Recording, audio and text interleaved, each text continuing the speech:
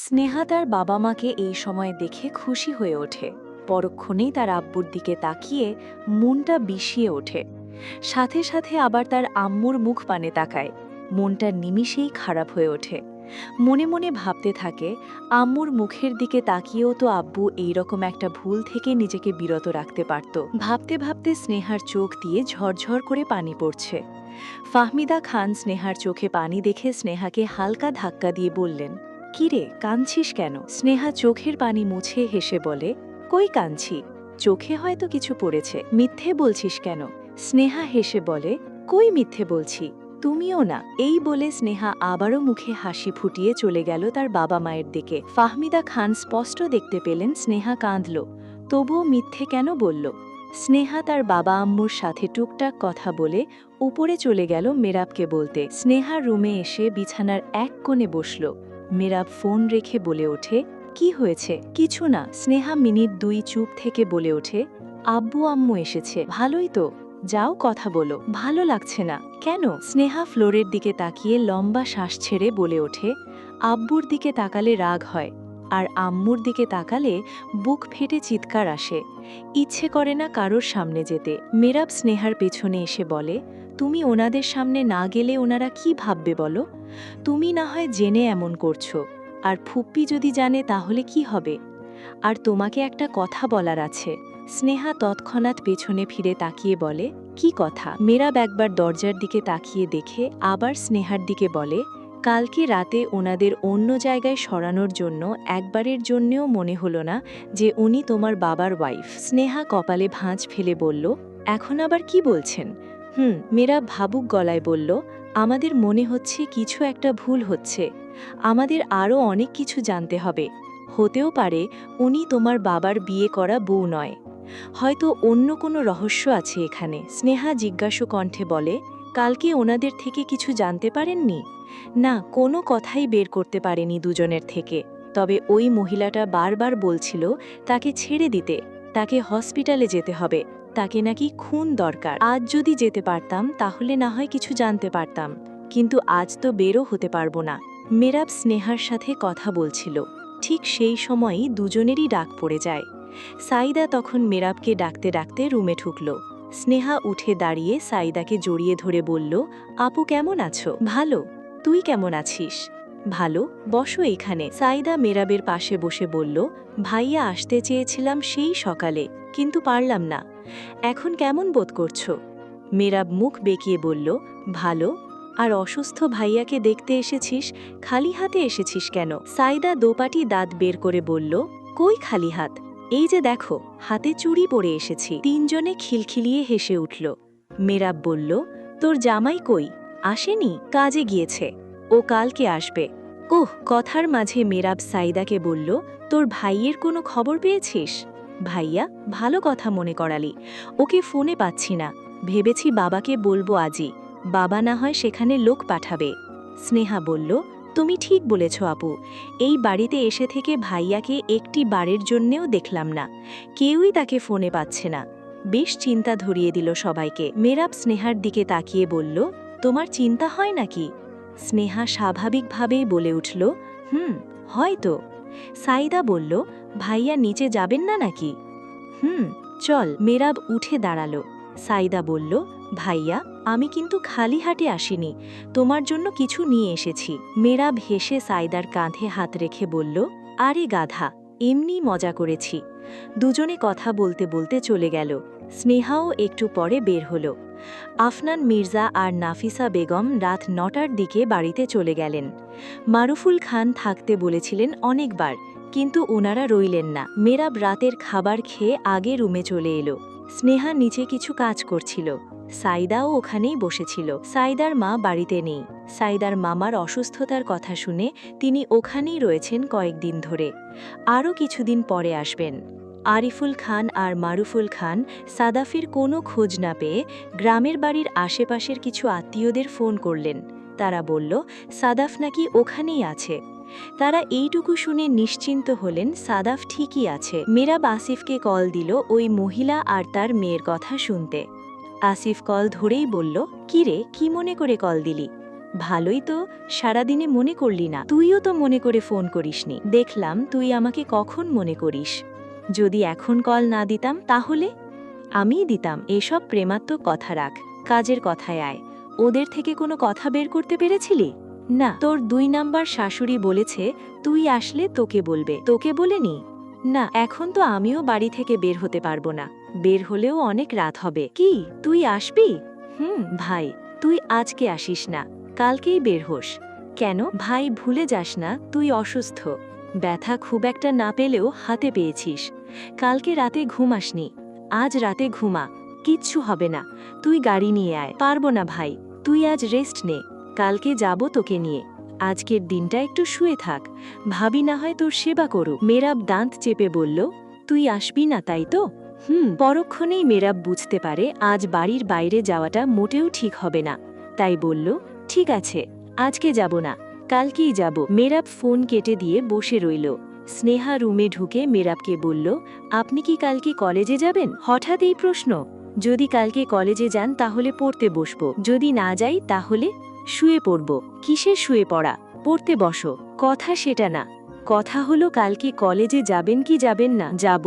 স্নেহা পট করে বলল, কালকে যে পোশাক আশাকে কলেজে গিয়েছিলেন সেভাবেই কি যাবেন? কেন? স্নেহা তেতে উঠে বলল, কেন মানে কি? কেন শব্দটা কি? কালকে ওই রকম নায়কের মতো সেজেগুজে গিয়েছিলেন বলে আমারই কিছু বান্ধবীরা নাকি আপনার ওপরেই ক্রাশ খেয়েছে। মেরাব স্নেহার মন বুঝতে বলে উঠল, তুমি এই কথা তোমার বান্ধবীদের থেকে শুনে বলনি আমি তোমার হাজব্যান্ড হই? স্নেহা বুকে হাত গুজে অন্যদিকে মুখ ঘুরিয়ে বলল, আমি যদি ওদের সামনে বলি যে আপনি আমার হাজব্যান্ড, তাহলে ওরা মজা নিবে, কারণ ওইখানে আমিও ওদের মতো স্টুডেন্ট বেশিই যাই। ওরা কখনোই বিশ্বাস করবে না যে আমি আপনার ওয়াইফ। মেরাব মাথা নাড়িয়ে বলল, বুঝেছি, এখন পড়তে বসো। স্নেহা বিড়বিড় করে বকতে বকতে চলে গেল রিডিং টেবিলে। যা দেখে মেরাব হেসে রুম থেকে বেরিয়ে গেল। ধীর পায়ে হেঁটে এসে তার বাবার রুমের সামনে দাঁড়িয়ে বলল, বাবা, আসবো? মারুফুল খান বললেন, হ্যাঁ মেরাব, এসো। মেরাব রুমে ঢুকল। এখন মারুফুল খান রুমে একাই রয়েছে। মেরাব মারুফুল খানের সামনাসামনি বসে বলল, বাবা, একটা কথা বলতে এসেছি। হ্যাঁ বলো, কি বলবে? বাবা, আমি যে বিয়ে করেছি এটা আমার কিছু বন্ধুরা এখনো জানে না, বা আমাদের কোনো আত্মীয় স্বজনরাও জানে না। তাই বিয়ের অনুষ্ঠানটা অফিসিয়ালভাবেই করতে চাইছি। মুখে হাসি এনে মারুফুল খান বললেন, বেশ, তাই হবে। কবে চাইছো তুমি শুধু সেটা বলো, ভেবে বলছি। ঠিক আছে। মারুফুল খান মনে মনে খুব খুশি হয়েছেন। তিনি অপেক্ষায় ছিলেন মেরাবই যেন এই কথাটা বলে। মেরাব রুমে এসে স্নেহাকে পড়তে বসতে দেখে। রাত তখন 11টা। স্নেহা এসে শুয়ে পড়ে। কালকে রাতে খুব একটা ঘুম হয়নি, তাই চোখ দুটো জ্বলছে। স্নেহা ঘুমিয়ে পড়তেই মেরাব বিছানা ছেড়ে নেমে ফোন, ওয়ালেট আর গাড়ির চাবি নিয়ে রুম থেকে বেরিয়ে গেল। যেতে যেতে আসিফকে কল দিল। এখন ওই মহিলার সাথে কথা বলতে যাবে। মেরাবের বারবার মনে হচ্ছে আজ ওখানে গেলে কিছু না কিছু জানতেই পারবে। মেরাবের বাড়ি থেকে বের হওয়া মারুফুল খানের চোখে পড়ে। রুমে পানি শেষ হয়ে যাওয়ায় তিনি পানি খেতে এসেছিলেন ড্রয়িং রুমে। অন্ধকারে মেরাব হয়তো তাকে খেয়াল করেনি। তিনি মেরাবের পেছনে পেছনে বাহিরে এলেন। মেরাব টের পেয়েছে তার বাবা তাকে দেখেছে, তাই বলে ফিরে যাওয়ার পাত্রও সে নয়। দরকার হলে তার বাবাকে সাথে নিয়েই যাবে। মারুফুল খান মেরাবকে পেছন থেকে ডেকে বললেন, মেরাব, কোথায় যাচ্ছে এখন? মেরাব পেছন ফিরে তাকিয়ে বলল, গাড়িটা বের করে বলছি। মারুফুল খান দাঁড়িয়ে রইলেন। এখন মেরাবের উদ্দেশ্য কি তিনি কিছুই বুঝতে পারছেন না। মেরাব তার সামনে গাড়ি নিয়ে এসে বলল, উঠে বসতে। মেরাব নিজের সাথে তার বাবাকে নিয়ে যাওয়ার সিদ্ধান্ত নিল, কারণ এখন যদি তার বাবাকে ভুলভাল কিছু একটা বলে দেয় তাহলে তার বাবা চলে যাবে ঠিকই, কিন্তু নজরদারি ঠিকই করবেন। তাই মেরাবের এখন তাকে সাথে নিয়ে যাওয়াই উত্তম। মারুফুল খান কোনো প্রশ্ন না করেই গাড়িতে উঠে বসলেন। মেরাব ড্রাইভ করতে করতে বলল, বাবা, তুমি আমাকে জিজ্ঞাসা করলে না কোথায় যাচ্ছি এখন? মারুফুল খান গভীর গলায় বললেন, আমার বিশ্বাস আছে তুমি এই রাতের বেলা দরকার ছাড়া কোথাও যাচ্ছ না। মেরাব তার বাবার দিকে তাকিয়ে বলল, থ্যাংক ইউ বিশ্বাস করার জন্য, তবে আমাকে সাথে নিয়ে যাওয়ার কি কারণ? চলো না, আজ না হয় আমিই তোমাকে ঘুরলাম। মেরাব আসিফকে তার বাড়ির সামনে থেকে তুলে নেয়। আসিফ মেরাবের বাবাকে দেখে তাজ্জব হয়ে গেল। এখন তো মুখ ফুটে বলতেও পারবে না যে আঙ্কেল এখানে কেন, তাই মেসেজ দিল, মেরাব, আঙ্কেল সাথে যাচ্ছে কেন? ওনাকে কি বলে দিয়েছিস? মেরাব উত্তরে লিখল, বলিনি। তাহলে আঙ্কেল ওখানে গেলে যদি জিজ্ঞাসা করে তখন কি করবি? আগে ওখানে যাই, তারপর দেখতে পারবি। ঠিক আছে। মেরাব মহিলাকে যেখানে রেখেছিল সেখানেই গেল। গাড়ি থেকে নেমে গেল তিনজনেই। সেখানে মেরাব তার আরও দুজন বন্ধুকে ডেকেছিল। ওরা মেরাবকে দেখার সাথে সাথে ডেকে উঠল, হে মেরাব, ভিতরে আয়। মেরাব তার বাবার দিকে তাকিয়ে বলল, বাবা, ভিতরে চলো। মারুফুল খান ইতস্তত নিয়ে বললেন, না, তোমরাই যাও, আমি গাড়িতেই থাকছি। তোমাদের ফ্রেন্ডসদের মাঝে আমি গিয়ে কি করব? বাবা, তুমি গেলে কিছুই হবে না। না, তোমরা যাও। এই বলে মারুফুল খান গাড়িতে উঠে বসলেন। মেরাব আসিফকে নিয়ে ভিতরে চলে গেল। আসিফ যেতে যেতে বলল, ভাই, তোর বুদ্ধি আছে তো? আমি এখন বুঝতে পারলাম। মেরাব একটা রুমে এসে দেখল সেই মহিলা আর তার মেয়েকে বেঁধে রেখেছে। মহিলাটি মেরাবকে দেখা মাত্রই বলে উঠলেন, বাবা, তুমি কে বা কি, তোমার পরিচয়ের আমি জানি না। তোমাকে একটা কথাই বলবো, আমাদের প্লিজ ছেড়ে দাও। মেরাব গম্ভীর গলায় বলল, এত ছেড়ে দাও বলছেন কেন? কি এত কাজ? মহিলাটি কিছু বলবে ঠিক তখন পাশ থেকে তার মেয়েটি বলল, আপনারা কেন আমাদের ধরে এনেছেন? মেরাবের ঠান্ডা মেজাজ বিগড়ে গেল। এমনিই প্রচুর মাথা ব্যথা করছে, তার উপরে আবার এক্সকিউজ। মেরাব ধমক দিয়ে বলল, এই মেয়ে চুপ, কথা বলছি তো আমি, পাশে থেকে নাক গলাচ্ছ কেন? মহিলাটি বলল, বাবা, ওকে ধমক দিও না, তুমি কি বলতে চাও বলো। মেরাব বলল, আগে বলুন, আপনার এত তাড়া কিসের? আর একটা কথা, আপনি এখানে আটকে আছেন, আপনার হাজবেন্ড এখনো আসলো না কেন?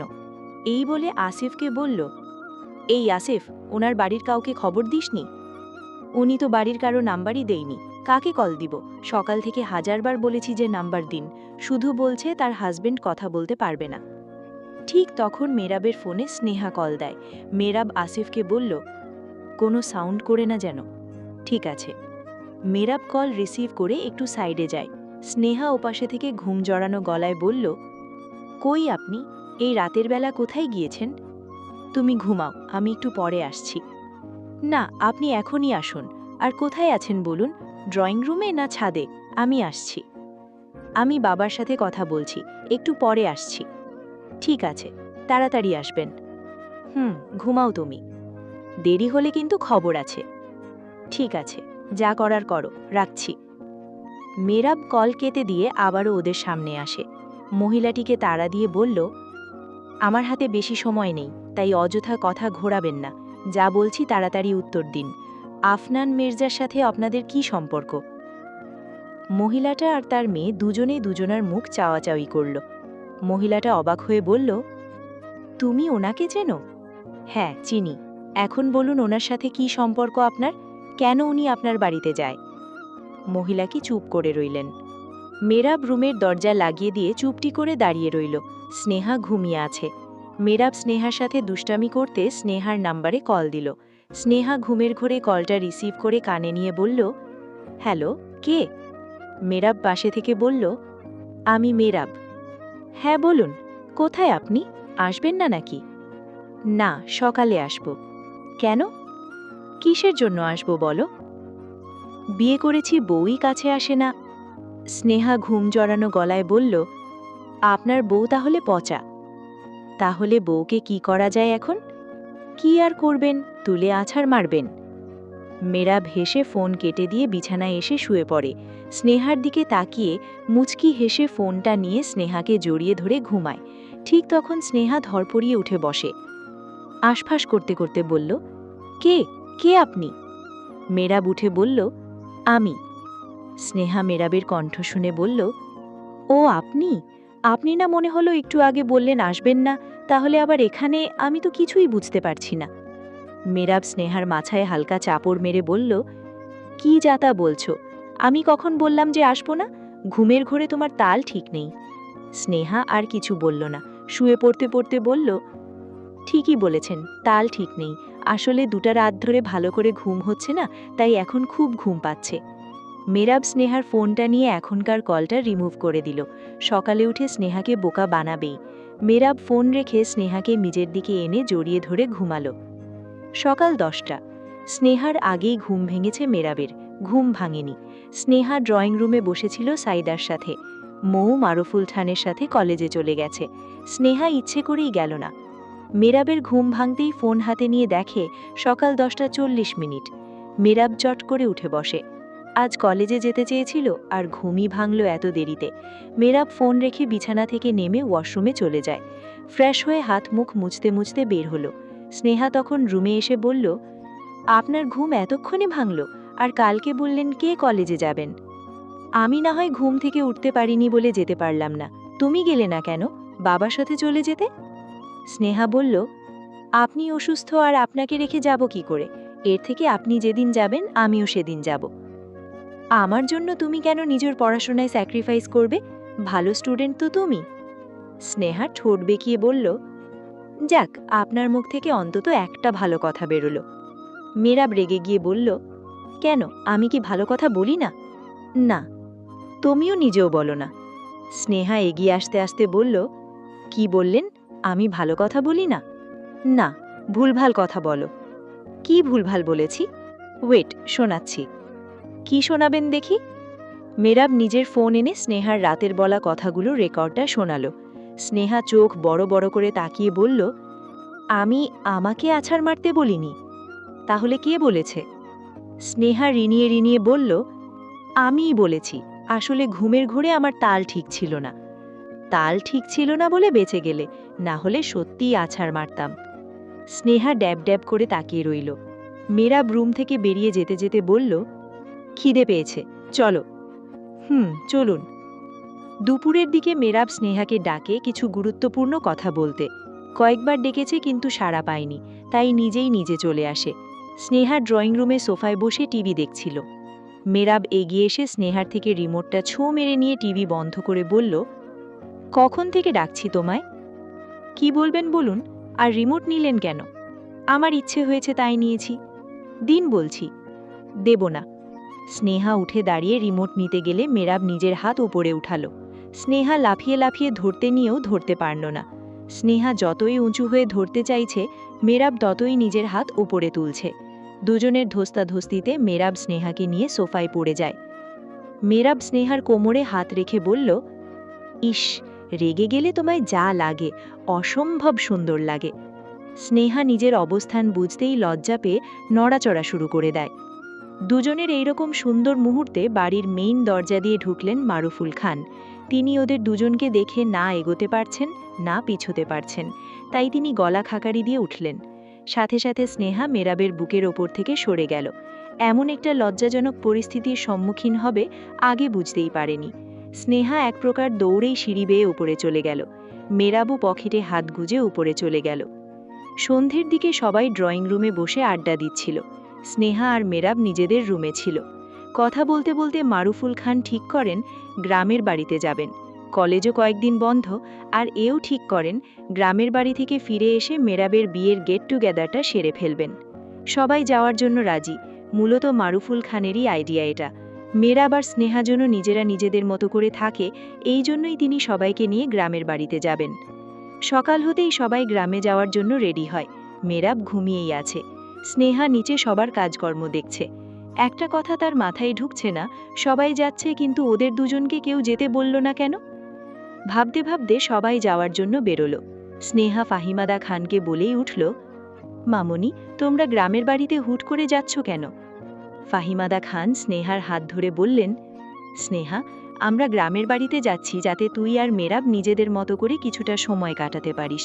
তবে মন খারাপ করিস না, আমরা ফিরে এলে তোরা দুজনে আবার না যাবি। ঠিক আছে, কিন্তু তোমাদের মিস করব অনেক, তাড়াতাড়ি ফিরে এসো। আচ্ছা, আর মেরাবের খেয়াল রেখো। আচ্ছা। সবাই চলে যেতেই স্নেহা মেইন দরজা লাগিয়ে মনটা খারাপ করে উপরে চলে এলো। কাজের মহিলা রহিমা বেগমও চলে গিয়েছেন ওদের সাথে।